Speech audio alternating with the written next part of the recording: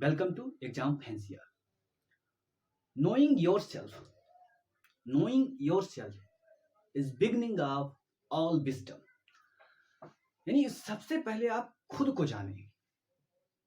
खुद को जान लेते हैं तो सारी बुद्धिमत्ता आपके चारों तरफ होगी। खुद को जानने का सबसे सरल तरीका है दूसरे लोगों का क्या करो, सहायता करो। हर समय मदद में बिजी रहो। आप खुद को जान जाएंगे कि हम क्या हैं। इस वीडियो में हम आर्थिक भूगोल की संकल्पनाओं का अध्ययन करेंगे।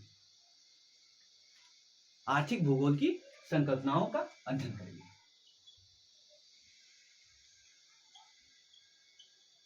आर्थिक भूगोल, ठीक है। अब आर्थिक भूगोल में क्या अध्ययन किया जाएगा? भूगोल का हमने अर्थ समझ लिया। अब आर्थिक भूगोल में हम क्या अध्ययन करेंगे? भूगोल में हम अध्ययन क्या करते हैं कि विभिन्न स्थानों पर जो समरूपता है, जो विभिन्नता है, उनका अध्ययन हम करते हैं। या पृथ्वी के अंतर्जात बलों के द्वारा और बाह्यजात बलों के द्वारा जो अंतर पैदा किया जाता है, उनका अध्ययन हम करते हैं। या साधारण शब्दों में क्या, पृथ्वी के ऊपर भूदृश्य में, प्राकृतिक दृश्य में जो अंतर है उसका अध्ययन हम करते हैं। उसी तरह आर्थिक अगर भूगोल आ गया तो हम क्या करेंगे कि पृथ्वी पर हर जगह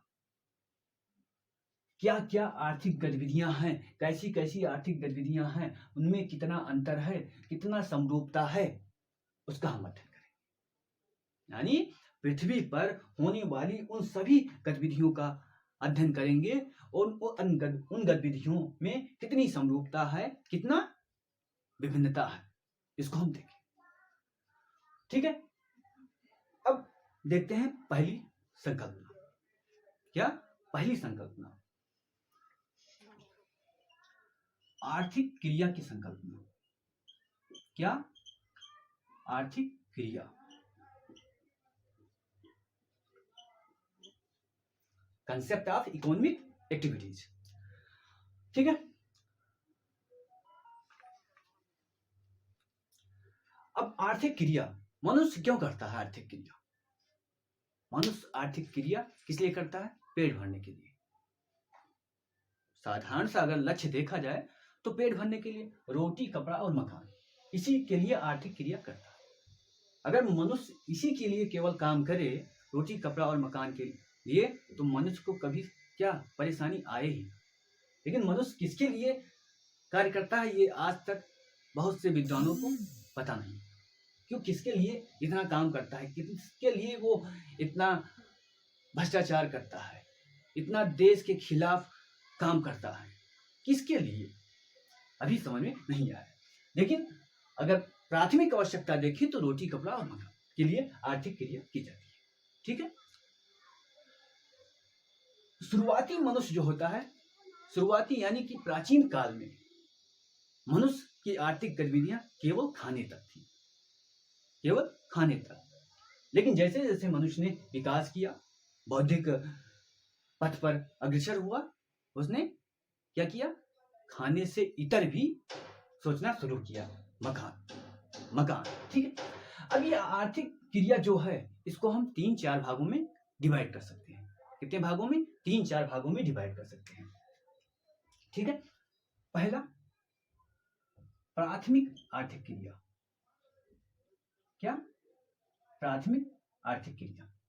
एग्जाम में पूछा जाता है कि प्राथमिक आर्थिक क्रिया में कौन कौन से काम आते हैं। जैसे मत्स्य, मछली पकड़ना, खनन करना, ठीक है, और पशुपालन। यानी वह सारी आर्थिक क्रियाएं आएंगी जिसमें हम प्राकृतिक वस्तुओं का सीधा प्रयोग करते हैं। वन उद्योग का हम लकड़ी यानी प्राकृतिक वस्तुओं का हम सीधा प्रयोग कर रहे हैं। खनन, कृषि, पशुपालन, वन उद्योग। ठीक है।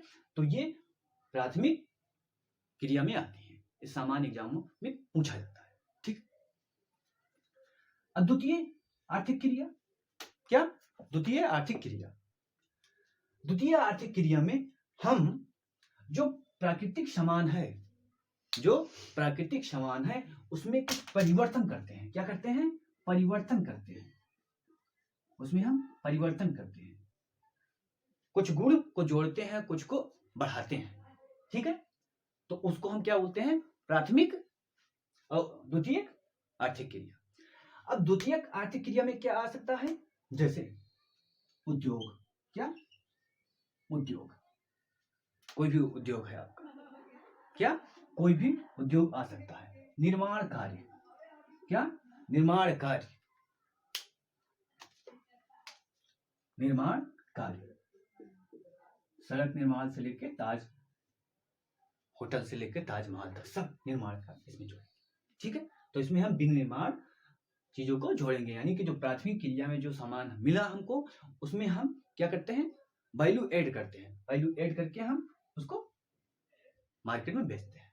तो द्वितीय आर्थिक क्रिया में ये सब आएगा। तृतीयक आर्थिक क्रिया। क्या? तृतीय आर्थिक क्रिया। तृतीय आर्थिक क्रिया में सेवा सेक्टर को रखते हैं। क्या? सेवा सेक्टर को रखते हैं। ठीक है, अब अगर प्रथम को देखें तो क्या बोलेंगे? कृषि सेक्टर को, दूसरे को उद्योग याद करने के लिए, और तीसरे को सेवा सेक्टर। सेवा सेक्टर में जैसे परिवहन, शिक्षा, ज्ञान दे रहे हैं आप, पढ़ा रहे हैं, क्या होगा? या सेवा सेक्टर। व्यापार, व्यापार आप कर रहे हैं, प्रशासन। ठीक है, तो ये सब आएंगे किसमें? तृतीयक में। तृतीयक आर्थिक क्रिया। और चतुर्थ आर्थिक क्रिया। चतुर्थ आर्थिक क्रिया में क्या? शोध आएगा। शोध, सभी में शोध, हर विषय में जो शोध हो रहा है वो चतुर्थ प्राथमिक क्रिया, चतुर्थ क्रिया में, आर्थिक क्रिया में रखा जाता है। ये एग्जाम में पूछा जाता है, इसको आप ध्यान रखिएगा।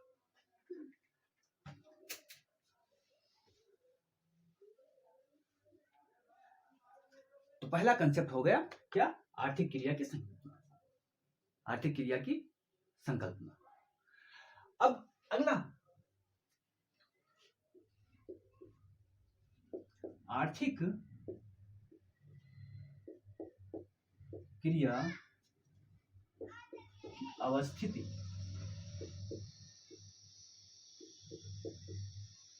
अवस्थिति की संकल्पना। अब जो भी आर्थिक क्रिया हो रही है, क्या? जो भी आर्थिक क्रिया हम लोगों ने देखा फर्स्ट से लेकर 4 तक, तो उसको स्थान के संदर्भ में भी हम देखेंगे, समझेंगे कि जो कृषि हो रहा है वो भारत में जो कृषि हो रहा है और जो अमेरिका में कृषि हो रहा है वो सेम हो रहा है या नहीं। जो पश्चिमी क्षेत्र में, उत्तर प्रदेश के पश्चिमी क्षेत्र में, पंजाब में, हरियाणा में जो क्रिया हो रहा है, कृषि हो रहा है, वही पूर्वी भारत में हो रहा है या नहीं, या अंतर है तो कितना है, समरूपता है तो कितना है। आर्थिक क्रिया। दूसरा, उद्योग। भारत में उद्योग किस स्तर का है? महाराष्ट्र, मुंबई में उद्योग किस स्तर का है? उड़ीसा, छत्तीसगढ़ में उद्योग किस स्तर का है? समानता देखेंगे और विभिन्नता देखेंगे, फिर उनका अध्ययन करेंगे। विश्व के संदर्भ में हम देखेंगे क्या? बॉलीवुड में कैसा है और हॉलीवुड में कैसा है उद्योग, डेट्रॉइट में कैसा है उद्योग, शिकागो में है कैसा उद्योग, दिल्ली में कैसा उद्योग है, फरीदाबाद में कैसा उद्योग है, अहमदाबाद में कैसा उद्योग है, ईटानगर में कैसा उद्योग है। तो हम ये उद्योगों में अंतर और समानता को देखेंगे, अंतर संबंधों को देखेंगे। ठीक है, अब सेवा सेक्टर, किस देश में कितना सेवा सेक्टर अच्छा है, सेवा सुपुर्दगी कितनी अच्छी है, कितना उत्तम है। कमरे पर बैठे आप अमेजन से सामान मंगवा सकते हैं। क्या ऐसी सुविधा भूटान में है? क्या ऐसी सुविधा नाइजीरिया में है जो सुविधा भारत में है? क्या अमेरिका में जो सुविधा है वो क्या भारत में सुविधा वैसे है? तो सेवा सेक्टर में क्या देखेंगे, क्या समरूपता है विश्व स्तर पर, क्या विभिन्नता है विश्व स्तर पर, ठीक है। और फिर अंतर संबंध को देखेंगे। तो आर्थिक क्रिया की अवस्थिति की संकल्पना, ठीक है। अब अगली संकल्पना है आर्थिक भूदृश्य की संकल्पना। आर्थिक भूदृश्य की संकल्पना, जिस तरह हमने प्राकृतिक भूदृश्य देखा, सांस्कृतिक भूदृश्य देखा, उसी तरह आर्थिक भूदृश्य भी होगा। अब आर्थिक भूदृश्य का आप एग्जाम्पल देखिए, क्या एक्सप्रेस वे, क्या एक्सप्रेस वे, अभी तक महामार्ग हुआ करते थे, अब एक्सप्रेस वे बन रहा है। क्या बुलेट ट्रेन आ रही है, क्या बुलेट ट्रेन आ रही है। मेट्रो बन रहा है, मेट्रो का कैसा भूदृश्य है, मेट्रो में जब आप चलते हैं तो कैसा फीलिंग करते हैं, और ट्रेन में चलते हैं तो कैसा फीलिंग करते हैं, दोनों आर्थिक भूदृश्य। आप किसी भी एक आर्थिक भूदृश्य है, क्योंकि इकोनॉमिक एक्टिविटी यहां भी हो रही है, ठीक है। कारखाना, गुरुग्राम में जो कारखाना है वहां भी इकोनॉमिक एक्टिविटी हो रही है। कहा? चेन्नई में मारुति का कारखाना या अशोक लीलैंड का कारखाना है, वो भी आर्थिक भूदृश्य है। तो हम विभिन्न आर्थिक भूदृश्यों का अध्ययन करेंगे, उसमें उद्योग से लेकर, कृषि से लेकर, सेवा सेक्टर से लेकर, एयरपोर्ट, सब कुछ आप उसमें शामिल करेंगे और उनका अध्ययन करेंगे, उनके में समानता का अध्ययन करेंगे, उनमें विभिन्नता का अध्ययन करेंगे, फिर अंतर संबंधों का अध्ययन करेंगे, और कैसे हम उसको अनुकूल स्थिति में लाकर मानव कल्याण को आगे बढ़ाएं, इसका हम अध्ययन करेंगे। आर्थिक क्रिया इसीलिए किया जाता है कि मानव कल्याण बढ़े। अब देखते हैं आगे, आर्थिक विकास की संकल्पना। क्या? आर्थिक विकास की संकल्पना।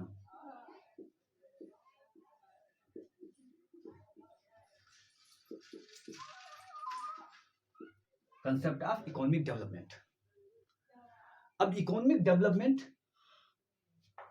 में विभिन्नता देखेंगे, या इकोनॉमिक डेवलपमेंट होता क्या है। अगर आर्थिक विकास को हम परिभाषित करने लगेंगे तो 2 घंटा लगेगा, 1 घंटा लगेगा, तो उधर नहीं जाते, हम केवल विकास देखते हैं। आर्थिक विकास जो यहां पर समझना है, विकास को अलग हम वीडियो में देखेंगे, केवल विकास क्या होता है। अब जो साधारण विकास की समझ है आम जनता को, उसी को आप समझिए। वैसी विकास क्या भारत में हर क्षेत्र में है? क्या भारत के हर क्षेत्र में है? क्या कालाहांडी में वैसा विकास है जैसा गुरुग्राम में है? क्या कालाहांडी में ऐसा विकास है जैसा गुरुग्राम में है? क्या श्रीनगर में ऐसा विकास है जैसा दिल्ली में है?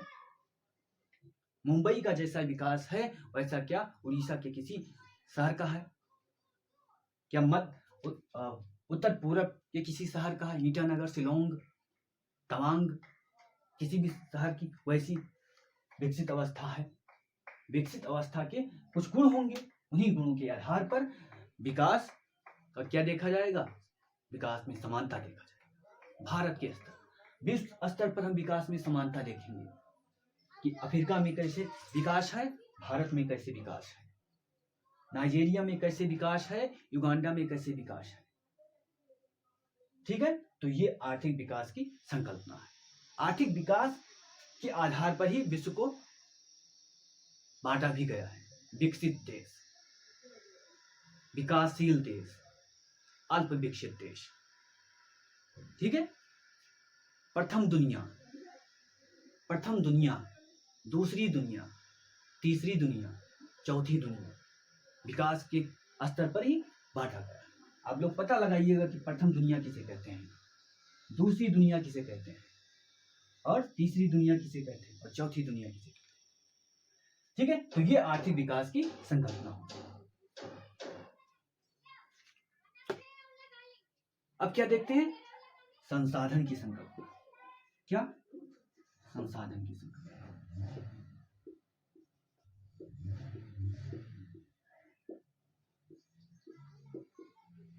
Concept of resource. रिसोर्स क्या होता है? रिसोर्स क्या होता है? अगर साधारण अर्थों में देखा जाए तो पृथ्वी के हर कण में रिसोर्स की क्षमता है। कोई भी कण ऐसा नहीं है जो अनुपयोगी हो। लेकिन रिसोर्स हम उसे कहते हैं जब वो मानव उपयोगी हो जाए। रिसोर्स किसे बोलेंगे? कोई भी चीज जो मानव उपयोगी हो जाए। जैसे ये पेन मानव उपयोगी है तो रिसोर्स है। ठीक है? कैमरा मानव उपयोगी है तो रिसोर्स है। मिट्टी मानव उपयोगी है तो रिसोर्स है। कभी ऐसा भी था कि पेट्रोल था लेकिन वो रिसोर्स नहीं था। पेट्रोल था लेकिन रिसोर्स नहीं था। आज वो महत्वपूर्ण रिसोर्स है। आज वो महत्वपूर्ण रिसोर्स है। कभी ऐसा था कि यूरेनियम था लेकिन वो रिसोर्स नहीं था। रिसोर्स नहीं था। आज वो रिसोर्स है। आज वो रिसोर्स है। बालू, संगमरमर, ये सभी क्या हो गए आज? रिसोर्स। यानी रिसोर्स क्या होते हैं? परिवर्तनीय होते हैं। रिसोर्स परिवर्तनीय होते हैं। परिवर्तनीय कैसे? जैसे जैसे मानव क्या करता है? विकास करता है। कौन सा विकास? तकनीकी विकास, प्रौद्योगिकी विकास। ठीक है? Manufacturing development. जब वो विकास के रास्ते पर आगे जाता है और नए नए पदार्थों, नए नए जो पृथ्वी पर वस्तु हैं उनका प्रयोग करना सीखता है कि इसका प्रयोग क्या हो सकता है, इसका प्रयोग क्या हो सकता है। जैसे चावल लेते हैं।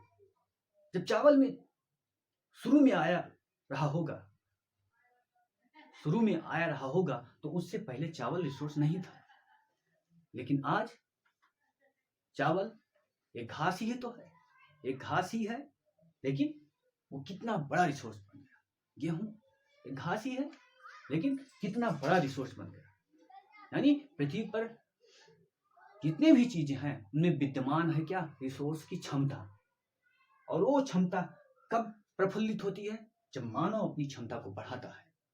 जब मानव अपनी क्षमता को बढ़ाता है तो संसाधन की क्षमता स्वतः सामने आती है। स्वतः सामने आती है। जैसे सूर्य तो हर समय रिसोर्स रहा है, लेकिन आज प्रकाश की किरणों का जैसा प्रयोग किया जा रहा है वो रिसोर्स के रूप में प्रयोग किया जा रहा है। आने वाले समय में जितने भी पेट्रोलियम तेल, जीवाश्म ईंधन है, सब समाप्त हो जाएंगे और केवल किससे? सूर्य के प्रकाश से ट्रेन, गाड़ी, हेलीकॉप्टर सब चलेंगे। बस 25-30 साल की बात है, 40 साल की बात है कि सारे संसाधन, सारे जो परिवहन तंत्र हैं किससे चलेंगे? सूर्य के प्रकाश। तो मनुष्य जैसे जैसे अपनी क्षमता बढ़ाता है, संसाधन की क्षमता सामने आने लगती है। ठीक है? अब अगला कंसेप्ट है संसाधन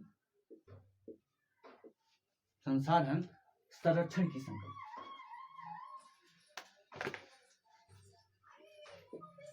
संसाधन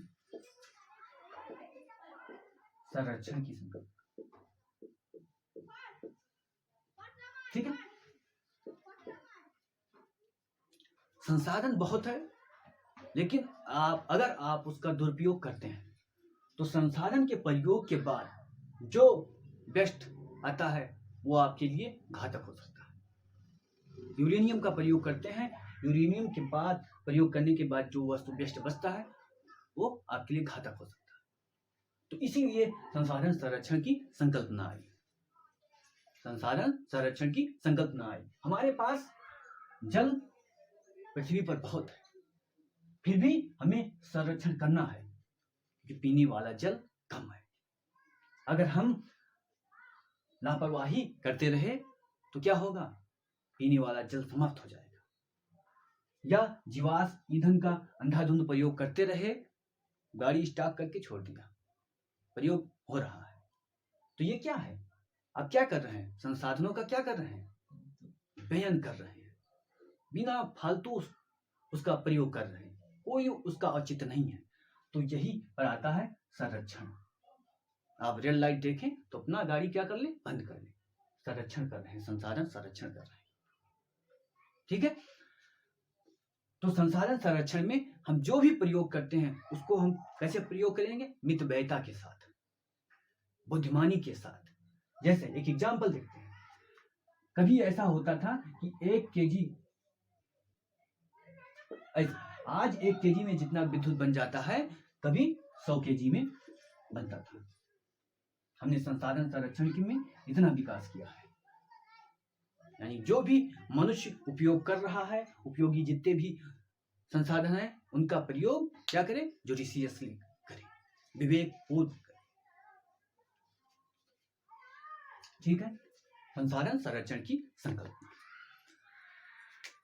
अगली संकल्पना है संपोषणीय विकास की संकल्पना। संपोषणीय विकास की संकल्पना।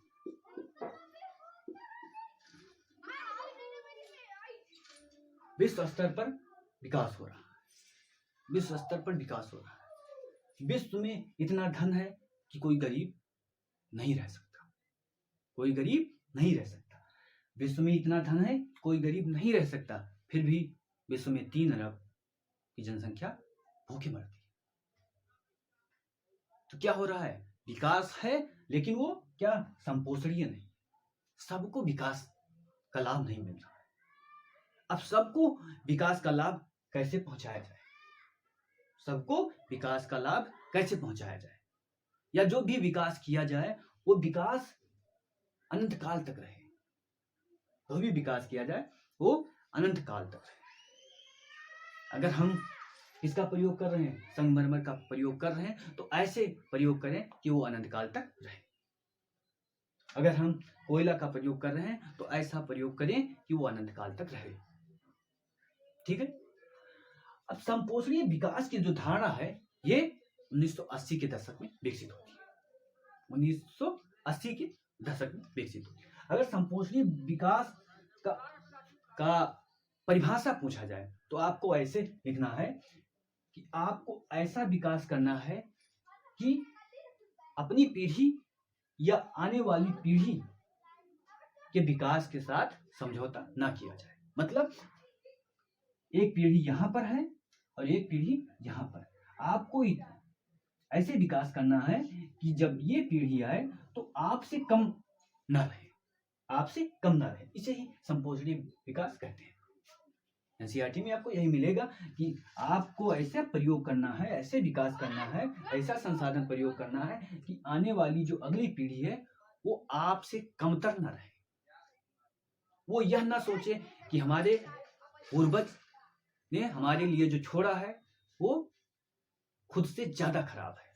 उन्होंने ऐसी स्थिति कर दी है कि रहा नहीं जा रहा है। अपने बच्चों के लिए पिता कैसा पृथ्वी छोड़ना चाहता है? हर पिता कैसा पृथ्वी छोड़ना चाहता है? अच्छा छोड़ना चाहता है।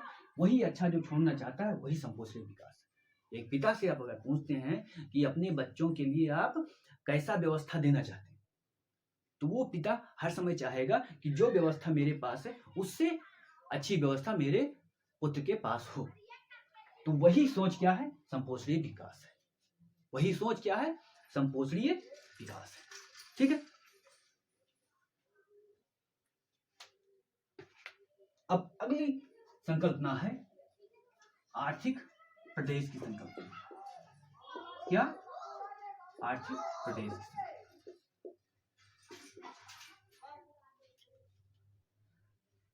प्रदेश का हम विभाजन करते हैं, विभिन्न क्षेत्रों का विभाजन करके हम क्या बनाते हैं? प्रदेश बनाते हैं, रीजन बनाते हैं। प्रदेश का मतलब यहाँ रीजन बनाते हैं। हम प्रदेश क्यों बनाते हैं? क्योंकि हम अध्ययन करना चाहते हैं सूक्ष्म चीजों का।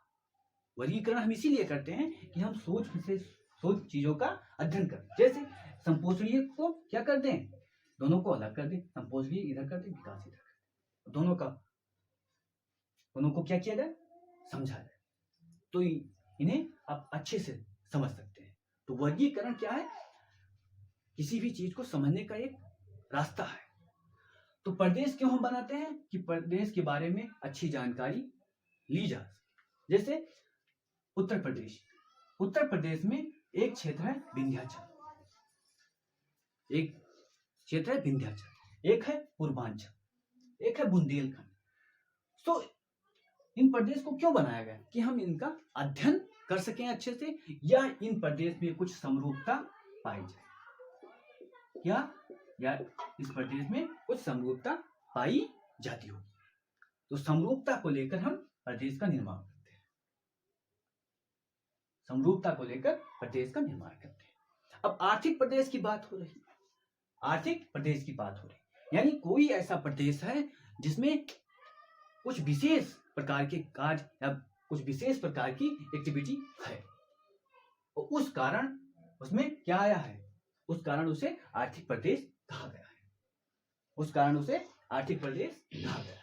जैसे किसी ऐसा शहर का नाम बताइए जो अपने स्पेशल काम के लिए जाना जाता हो। जैसे बंगलुरु, क्या बंगलुरु, अगर बंगलुरु का नाम लेते हैं तो तुरंत आपके दिमाग में आईटी आ जाता है, आईटी का चित्र। इसी तरह सिलिकॉन वैली, सिलिकॉन वैली का नाम लेंगे तो तुरंत आपके दिमाग में एक चित्र बनेगा। उस जो चित्र दिमाग में बनता है उसको बोलते हैं जियोग्राफी में मेंटल मैप। क्या बनता है? Mental map. जैसे मेंटल मैप कैसे? कभी आप बात कर रहे हैं और किसी ने बोला वो भाई साहब बिहारी है, तो बिहारी सुनते ही आपके दिमाग में कैसा चित्र बनता है, उसे ही बोलते हैं मेंटल मैप। दिल्ली वाले नाम लिए तो दिल्ली वालों के लिए कैसा मैप बनता है? Mental map. इसी तरह मुंबई वालों के लिए, ठीक है। तो बेंगलुरु प्रदेश है और उसने किस प्रकार के कार्य में महारत हासिल की है? आईटी में। इसी तरह कैलिफोर्निया, कैलिफोर्निया में बॉलीवुड जो है वो किस चीजों, हॉलीवुड, हॉलीवुड किस चीज में महारत हासिल की? सिनेमा उद्योग में। इसी तरह कोई ऐसा क्षेत्र होगा जो किसी क्षेत्र में महारत हासिल कर चुका होगा। जैसे न्यूजीलैंड, न्यूजीलैंड ऑस्ट्रेलिया के अधिकांश क्षेत्र इस पर डेयरी सेक्टर में बहुत आगे हैं, यानी उनकी समरूपता को देखकर हम प्रदेश से तुलना कर सकते हैं। हम देखते हैं न्यूजीलैंड में एक क्षेत्र है जो डेयरी उद्योग में आगे है, और भारत में देखते हैं आनंद, गुजरात में एक क्षेत्र है जो डेयरी उद्योग में आगे है। दोनों में समरूपता है और दोनों को हम अध्ययन करेंगे, दोनों का अध्ययन करेंगे, अंतर संबंधों को देखेंगे, और यहाँ पर क्या कमी है, यहाँ पर क्या कमी है, दोनों मिलकर कैसे और अच्छा हम कर सकते हैं उसको हम देखेंगे। तो आर्थिक प्रदेश की संकल्पना, तो आर्थिक भूगोल में इतनी संकल्पना है, आर्थिक भूगोल में इतनी संकल्पना है। तो आज के लिए इतना ही, फिर मिलते हैं। जय हिंद, जय भारत।